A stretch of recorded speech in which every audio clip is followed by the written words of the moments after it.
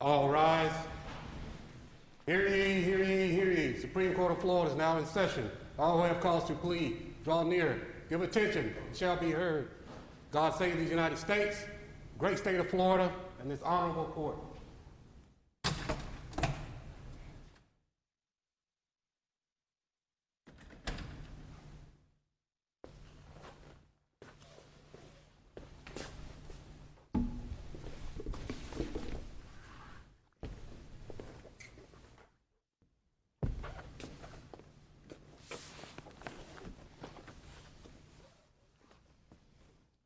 Ladies and gentlemen, Supreme Court of Florida, please be seated.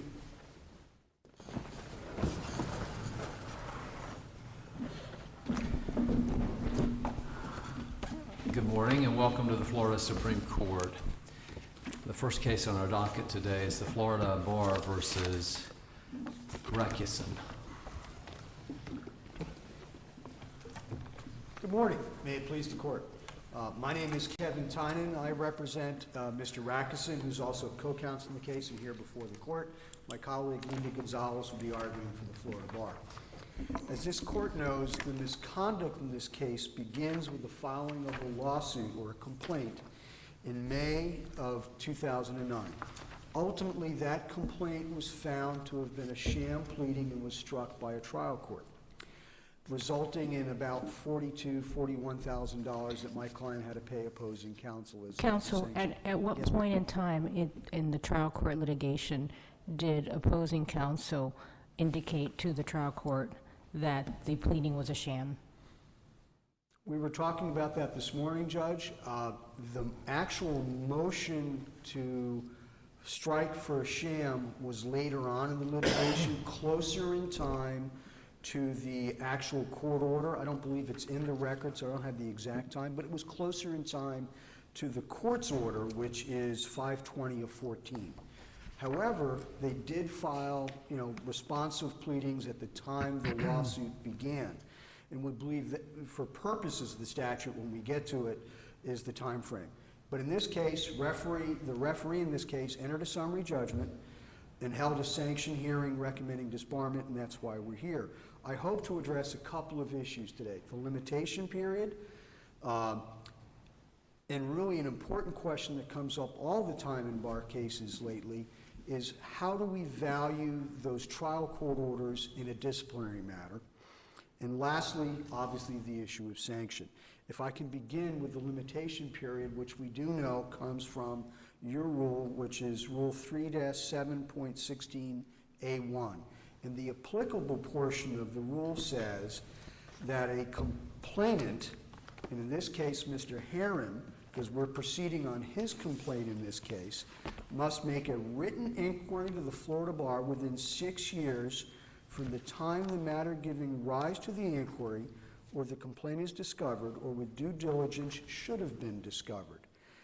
The bar complaint filed by Mr. Herron, and this is in the record, is 12/15 of 16, 7.5 years from the filing of the lawsuit, which is May 5th of 2009. From our perspective, Mr. Herron knew or should have known about those issues at the time that the complaint was filed. The fact that ultimately it struck down the line really doesn't change the notice to Mr. Herron. So it's our belief that... Counsel, let me ask you, Yes, if this had been started not by the complaint of one of the litigants in the underlying action, but instead by the Florida Bar, so let's say it worked like this. The trial court found after litigation that this was a sham pleading, and in its order said, I am now referring this because I find this to be frivolous to the Florida Bar. Right. Would that be within the 6-year limitations period, assuming that was done in 2014? And that would trigger the second part of this rule, which talks about the limitation period as addressed to a complaint initiated by the bar. And under your analysis, yes. So only because the complaint was made by one of the underlying litigants, is it outside the 6-year period? Is that the argument? That is our argument, Justice.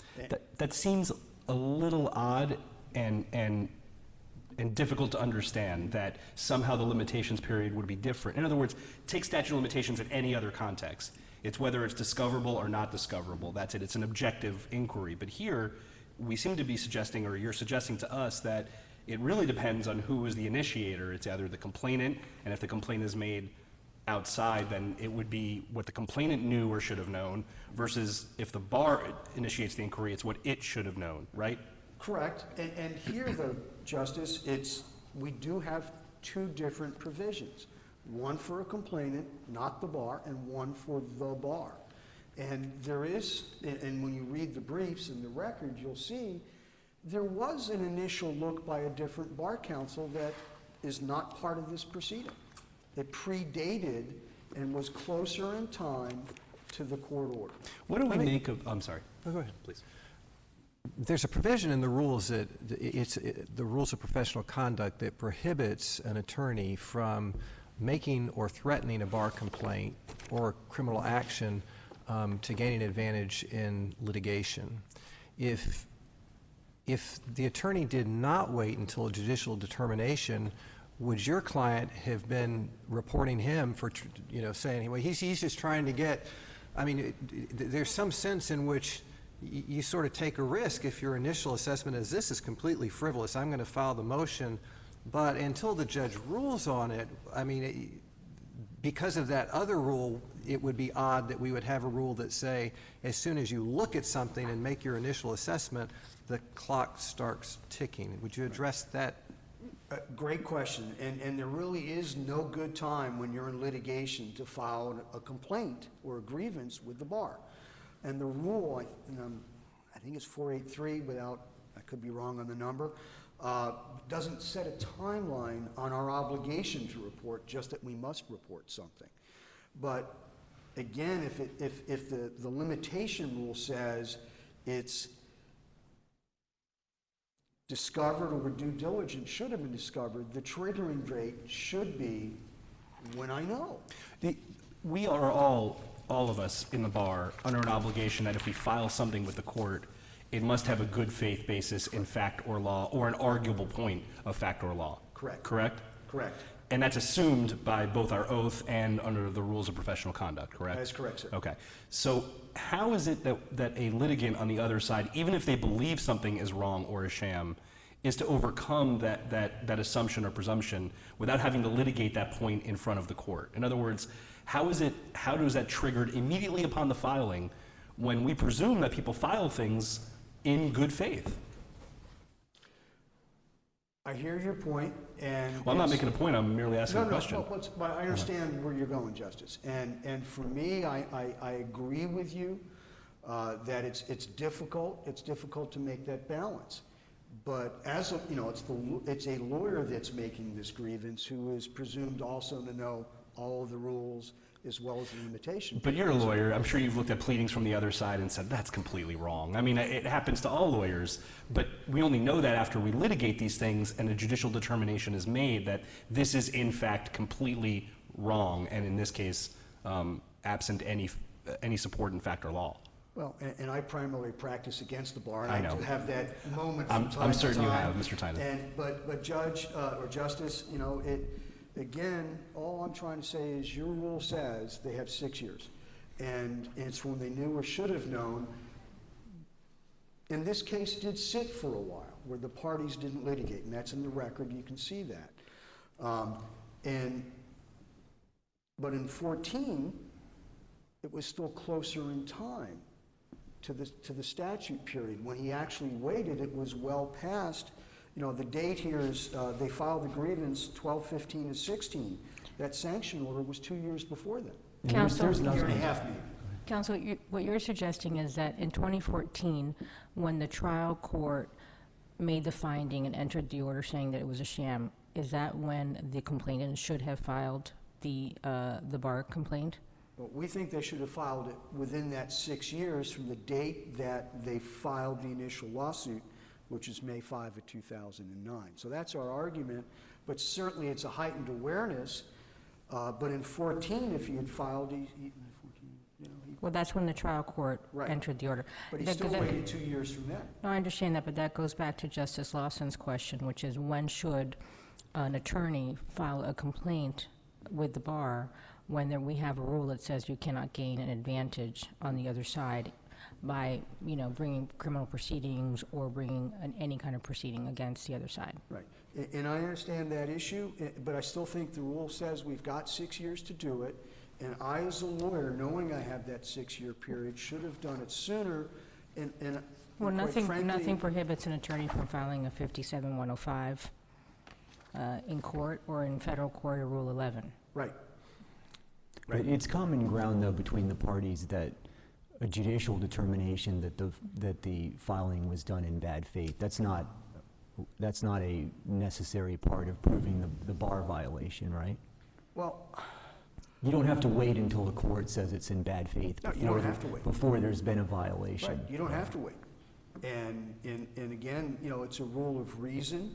When you look back at some of the cases before we had a limitations period, like I think it's Walters or Waters, it was a rule of reason. And here, this is 7.5 years after the complaint was filed, 2.5 years post the court order. And, we respectfully believe that it's outside the statute of And limitations. in this case, is it, just from reading the judge's order, it seemed like the determination that it was a sham pleading was essentially just a matter of comparing the order the order resolving the earlier case, and then comparing the two documents, the subsequent complaint and then the earlier court order, and saying the two things are inconsistent, Well, right? Correct. And in the record, there's a transcript of that hearing, which leads me into the next area. And it's a January, it's our Exhibit 10. And what you'll see in that, my client was entitled to an evidentiary hearing. That never happened. There is no testimony during that hearing. It is just lawyer argument back and forth. And you're right, Justice, the focus was comparing what my client filed and what was Judge Crow's underlying order that was being discussed. The second area I wanted to get into was what value do we give trial court orders or appellate court decisions? So, counsel, if I can ask about that. So if this had been, let's fast forward a little bit, and let's say there was, summary judgment hadn't been granted and this was a trial on the merits, not just on sanctions. And at the trial, the bar really only put into evidence the underlying orders. Your client testified that he acted in good faith, and the trial court found in its findings and recommendations to us that there had in fact been the same violation that we have before us today. You would agree that there would be competent substantial evidence in that context based on the underlying orders, correct? If we had not had a summary judgment Right. and actually had a litigated trial in a bar case, I would agree, because then it's the referee heard all of the evidence. So the only difference is that this was done by affidavit of your client as opposed to the testimony of your client, correct? Correct. How then are we not really in the same boat? In other words, the trial court had the same exact thing it would have had at a hearing. It would have had the same orders, and it would have had your client's statements that it was done in good faith, which the trial court rejected and found by clear and convincing evidence that this had been a sham pleading. I'm having trouble understanding how procedurally we'd be in a different spot if this were at a trial as opposed to the summary judgment. Because if there was a trial in the merits of this case, there may have been more than just my client that came in to testify. One of the issues in this case But that is... wasn't presented at summary judgment, right? No. And No. did you list any witnesses that would have testified other than your client about good faith? I wasn't counsel at the time. I know there's a longer list, but I don't know who's on Okay. it right now. But, that could have occurred. We could have presented different testimony at an evidentiary hearing. But under the case law that exists, prior court orders in the underlying cases are certainly admissible. They're certainly given an appropriate weight. But one of the discussions we always need to have is the different standards of proof. In a bar case, it's clear and convincing. Normally, in a trial court level, it's a preponderance, which is different, which means when you look at the case law, and the only case that either party has cited that was a summary judgment in a bar case is Rosenberg. And in Rosenberg, certainly all that information was admitted, except unfortunately, Mr. Rosenberg never filed an opposing affidavit. He never made the issue that he needed to make, and then kept litigating, which was another problem altogether. But here, you know, we were cut off. My client never had an evidentiary hearing in the underlying trial proceeding. He went to hearing and never had an opportunity to be heard short of his affidavit when he lost on summary judgment. So that's part of our point. And as my time is running out, I just want to touch sanction for a brief moment, and we'll be back for a short rebuttal period. The referee is recommending disbarment. We know that is the most serious type of sanction that can be imposed, and this court needs to look at the underlying conduct, which is something that's been found to have been a frivolous pleading, a sham. There are some misrepresentation arguments, and when you look at case law, that's closer 90-91, and even with this court's philosophy of being stronger today, those 91-day cases are more recent. Thank you very much. I'll be back. Okay, counsel, you have used almost all your time, but I'll give you 2 minutes. Oh, okay. I was watching that. It went yellow. I'm sorry. Then Yeah, I'll give you 2 minutes for rebuttal. Thank you very much, Justice.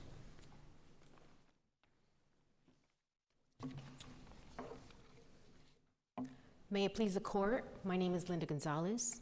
I represent the Florida Bar. I would like to address the statute of limitations issue that Mr. Tynan just discussed with you. If you accept Mr. Tynan's position that the statute of limitations began to run in 2009, it would logically follow that the statute of limitations would have ran in May of 2015. Judge Butchko's order was not affirmed until November of 2015. But is it your position that a trial court's order must be affirmed before someone can file a grievance with the bar? The way the bar proceeds in cases like that, and we do get many cases where people say, oh, there's a frivolous filing or there's no merit to this, they want us to intercede into their case. The bar doesn't do that. The bar will allow the court to go ahead and resolve those issues. Otherwise, the bar will become a litigant for the complainants. We don't want to do that. Has the court issued a tolling order No, on Your the Honor. statute of limitations? I'm sort of confused. I'm sorry, can you restate your question?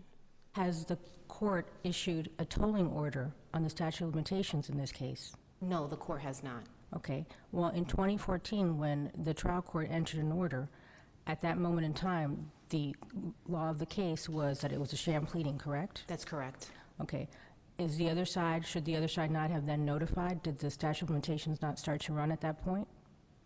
It is the bar's position that the statute of limitations began to run at that point because that's when the bar knew or should have known.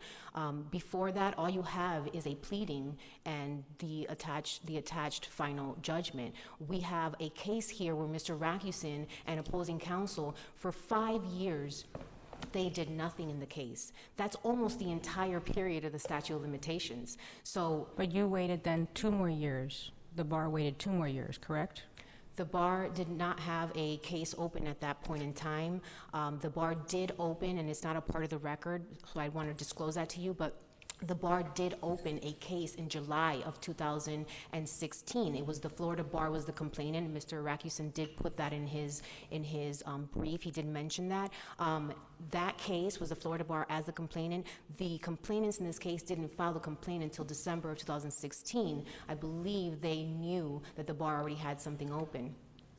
Isn't the standard whether the complainant, because this is a situation where the complainant filed, whether the complainant knew or should have known about the violation?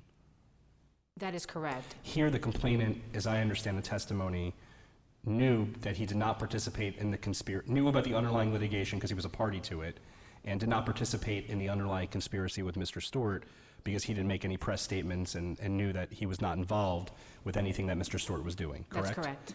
Wouldn't he have known that at the time that the lawsuit was filed, or should have known it? He may have known that, but Isn't that problematic for you? no, because when the bar receives complaints that there's frivolous litigation or misrepresentations, the bar doesn't actively say, well, we're going to start this case right now. The bar places that file on But monitor. the question is not about what the bar did. The question is about the complainant, what the complainant did, if I understood the It's question. 100% correct. And I'll just read the rule. It's A1. It's actually the rule that Mr. Tynan read, which is a complainant must make a written inquiry to the Florida Bar within 6 years from the time the matter giving rise to the inquiry or complaint is discovered or with due diligence should have been discovered. So I understand the bar may not want to get involved in this stuff, and that may be really, really good reasons for doing so. I can't dispute that, I understand that. But the rule says what it says, right? That's correct, and I believe, it's my understanding that the complainants did know that the bar had something open already, so they didn't file. Is that in the record before us? No, I'm sorry, Your Honor, that is not in the record. So the record before us is only the December of 2016 complaint. That is correct. That is correct. However, what is in the record is Mr. Rakusin did state in his brief that the bar did have something open because when he came back from his suspension, he received a letter from the Florida bar regarding this matter, and that was in July of 2016, which would That still would be more than 6 years. That's correct. Now, the bar's position also is that Mr. Rakusin filed this frivolous pleading, and he maintained it for 5 years. So that's misconduct for 5 years. He may have filed it in 2009, but he continued his misconduct of keeping this litigation going for 5 years until it was stricken. You're saying it's a continuing violation that he did not withdraw the complaint at any point? That's absolutely correct. But is that the standard under? That's an interesting point. But is that the standard under 3-7.6A1? Which says that the complainant must make it from 6 years from the time giving rise to the inquiry or complaint. That is not the standard, but what I would submit to the court is... That's what it says in the rule. Correct. Right. Correct. And the bar's position is that what gave rise to this complaint is Judge Butchko's 2014 order. That's when the bar knew and the complainant knew for sure. But I guess the question is, when did the complainant know that the pleading was a sham? And my understanding is he knew from the beginning that the complaint was filed. I mean, that's correct. I guess my trouble that I'm having is that there does not need to be any trial court finding or order issued before someone can make a complaint with the Florida bar. Correct? That's correct. So I'm having trouble understanding that. If I know for a fact that the complaint alleges A, B, and C, and absolutely A, B, and C are 100% categorically incorrect and false, then I can file a complaint with the bar at that moment in time. I don't have to wait for a trial court or an appellate court to make a finding of fact, correct? That's correct. What would be the bar's position if this particular bar member, after some time after filing the initial complaint that was baseless, had a revelation moment and said, hey, this is not supported by the facts of the law, and voluntarily dismissed the case? That happens. If Mr. Rakusin would have dismissed voluntarily dismissed the case, that happens in practice all the time. Would there have been a legitimate bar discipline case against that lawyer? Well, it's my opinion that I don't think this case would really be before you today. However, so it's difficult to say if a bar complaint would have even been filed, but had a bar complaint been filed, we certainly would have looked into it. And we would have, probably brought it to the grievance committee, and it would have been, a grievance committee decision at that point in time of whether he violated the rule of filing a frivolous complaint. But it certainly would have been mitigated to the fact that he realized, oh, it's a frivolous complaint, all these things have happened. Realize that in 5 years where he maintained this frivolous complaint, you have Laura Watson, who's charged by the JQC, and that charging document pretty much mirrored the final judgment. So a lot of things were happening. I guess it seems that as a practicing lawyer, when a lawyer on the other side files something that is baseless, then it seems at times appropriate to let some things happen during the course of the case before you go filing a bar complaint against them. Correct. To have some kind of resolution in some way of what transpires, and have the lawyer an opportunity to correct something before you file that disciplinary action against them. So it seems very quick to expect a lawyer, when a complaint's filed, to go running off and filing a bar complaint before any discovery's been had or things further develop in the case.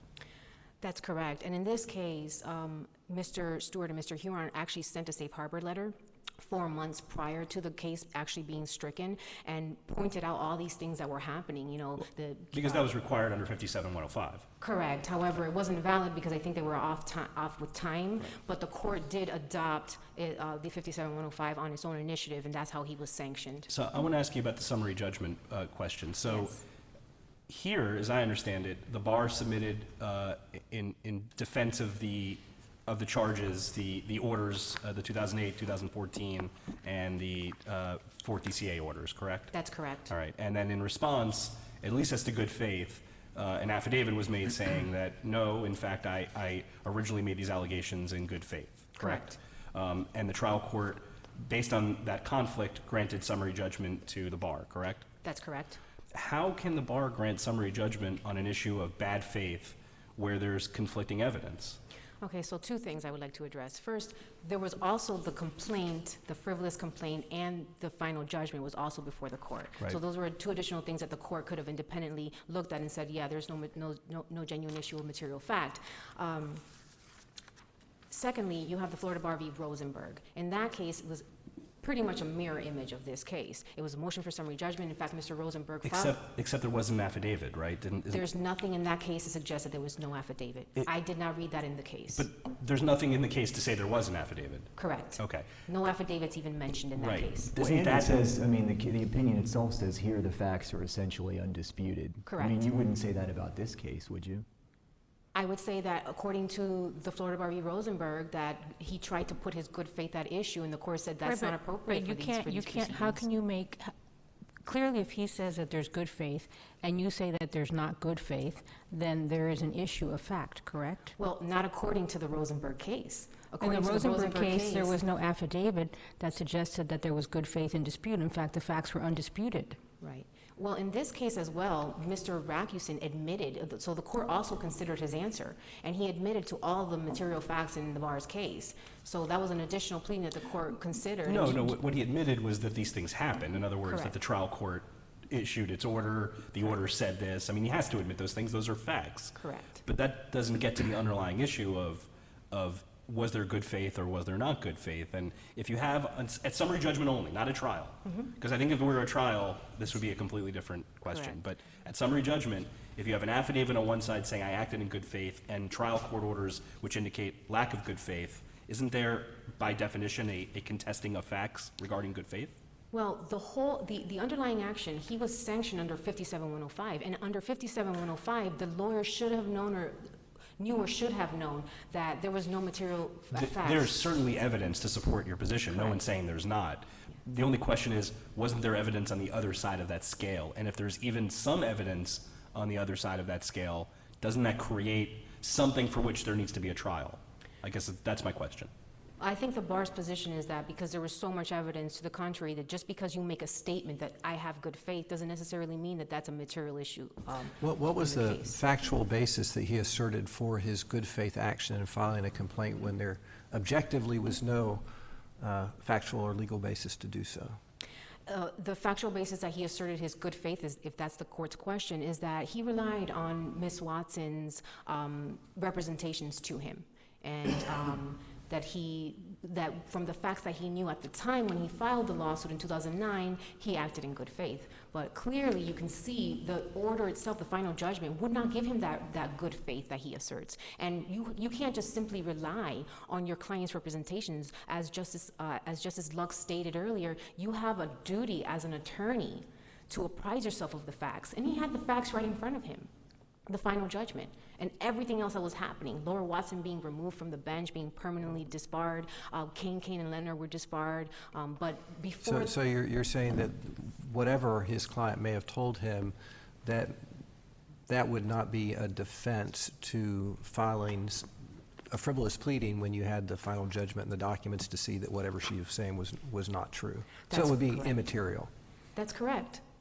That could be gleaned from the evidence in front of him. The court can make that decision, that there's no material issue of fact, because just because he says, oh, I acted in good faith, you have to have a reasonable basis to say I acted in good faith. I don't believe the bar's position is that just because your client says, oh, you know, I won this case, you have the final order in front of you. You have all the misconduct, the final judgment that had all that misconduct, and then you have everything that happened within those 5 years, the charging documents, the JQC charging documents that basically mirrored the final judgment, saying that she breached, client fiduciary duties. One more question.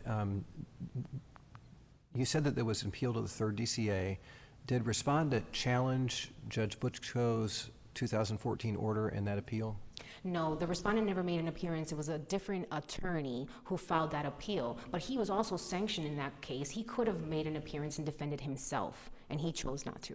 He didn't even try. And in fact, in Judge Butchko, that hearing, it's Respondent's Exhibit 10, he didn't file a motion in opposition. He didn't attach anything as evidence, but the other party did. They attached, evidence to their pleading. So he chose to do certain things and not do certain things, I should say, and now he's claiming he didn't have an evidentiary hearing, when clearly it was an evidentiary hearing. Can I ask you a quick question, just to go back to something that Justice Polson asked about? Because I think he raises an important issue about cases where it may not be clear at the beginning of a case that something was filed, not in good faith. I mean, here, my sense is that this whole thing turns on a comparison of the 2008 order to the 2009 complaint. Do you have anything that would suggest that more had to happen before someone could know that this was a sham pleading or that it wasn't filed in good faith? I do not, except for the fact that the way the bar proceeds, a case like this that's been held, in abeyance for 5 years, and it's almost the entire statute of limitations. I don't have anything. I think that it's clear that it was a frivolous pleading. I don't think that the bar would have proceeded based on how standard board policy 15.55, which basically says that if there's litigation going on, we'll monitor the situation until the conclusion of the case. But if we're worried about setting a precedent just for other cases, I mean, this is a case where you don't dispute that the facts were known at the time of the filing of the complaint. We're not suggesting, we wouldn't have to be creating a precedent that says that you have to run in and file a bar complaint, the first second that the complaint is filed in a case where it's not clear, in fact, whether it's a sham or whether there was a good faith basis. You can let things happen. In this particular case, though, there was really nothing else of significance that happened after whether it was filed in good faith or not is something that we would know as of the time of the filing of the complaint. I think any reasonable person that would have looked at the final judgment in the complaint could have determined. I would agree with that it was a frivolous pleading. But again, on the bar side, we still would not have proceeded because we don't want to influence the court and we don't want to become litigants for the complainants. And oftentimes we have to make that decision at the bar, and oftentimes we do place those files on monitor. So, I mean, does that mean that there's sort of a de facto, even if it's not an explicit part of the rule? I mean, do you basically take it as if in the absence of a court finding of bad faith or frivolousness, that the bar just wouldn't pursue something like that? That's correct. We would have waited till Judge Butchko ruled in that case. In fact, both parties agreed to not litigate the case for 5 years. So they wanted to see what would happen with the appeals. And that appeal for the final judgment came out in 2012. But how does that sort of, when you read the rule and it says a complainant must make a written inquiry to the Florida bar within 6 years at the time the matter giving rise to the inquiry or complaint is discovered. At that moment in time, let's say when the trial court makes the written finding, let's say it goes through the appellate process, but at what point in time, how do you make sure that the rule is followed, the 6-year rule? I mean, if the parties can agree to say, well, we're going to toll the litigation, but you still have a statute of limitations that's running. Correct. So when we get the inquiry or when we know about it, and again, the bar's position is that time started to tick in 2014. So based on the bar's position that the time started to tick in 2014, that's when maybe the bar would have received something saying, hey, look, the court has ruled. Under the rule, it says that the Florida bar must open an investigation within 6 years from the time the matter giving rise to the investigation is discovered or with due diligence should have been discovered. And the bar's position throughout these proceedings has been that was 2014 when it should have been discovered.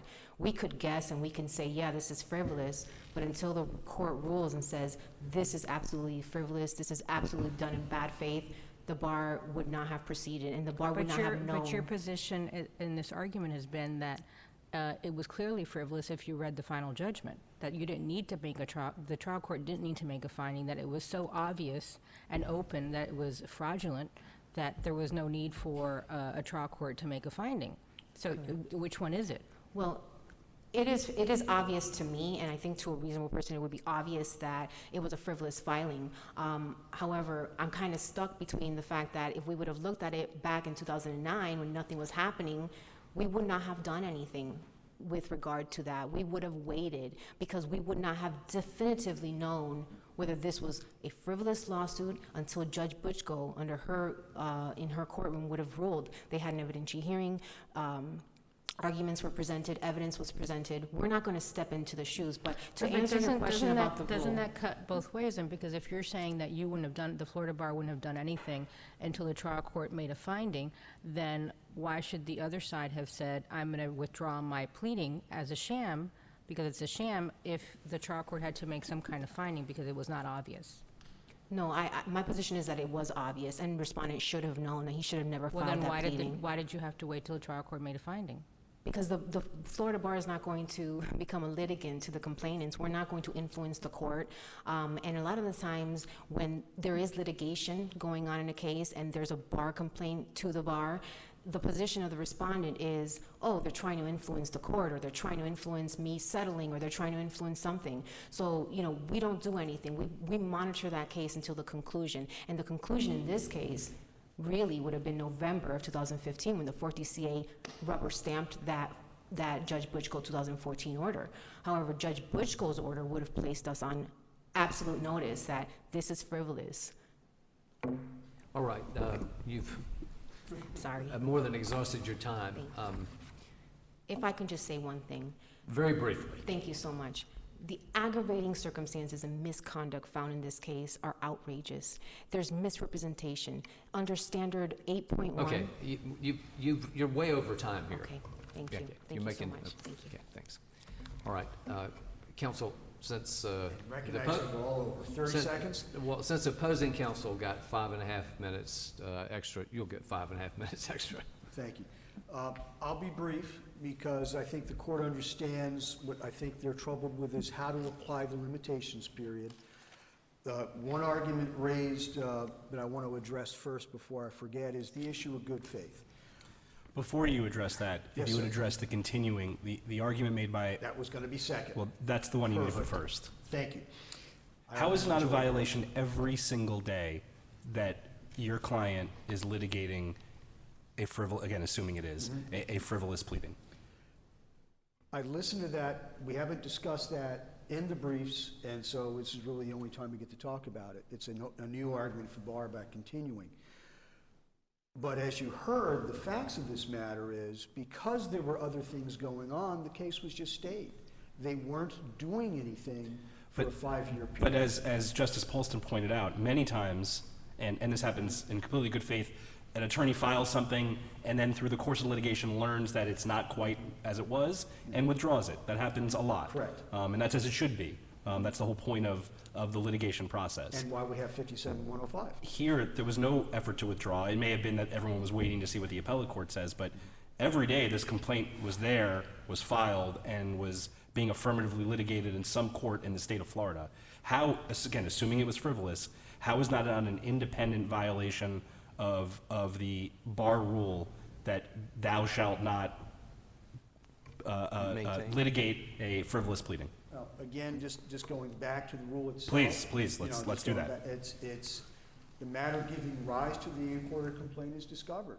And again, we go back to it was discovered on day one. I know, but I agree that I have that rule right here too, but that's true as to day one. Okay. But you didn't discover it on day 2 when someone was litigating, and on day 3 when someone was litigating, and on day 4. That's why statute of limitations in the criminal context for continuing violations go on and on and on, even though the day 1 could have been discovered outside the limitations period. Because the criminal enterprise. That's exactly right. I understand. So I guess my question is, how is every day not in criminal law we call this the unit of prosecution. How is the unit of prosecution not every single day that your client was litigating a frivolous pleading? Right. I understand the question, and it's a little hard to address for us because I understand the philosophy behind that question.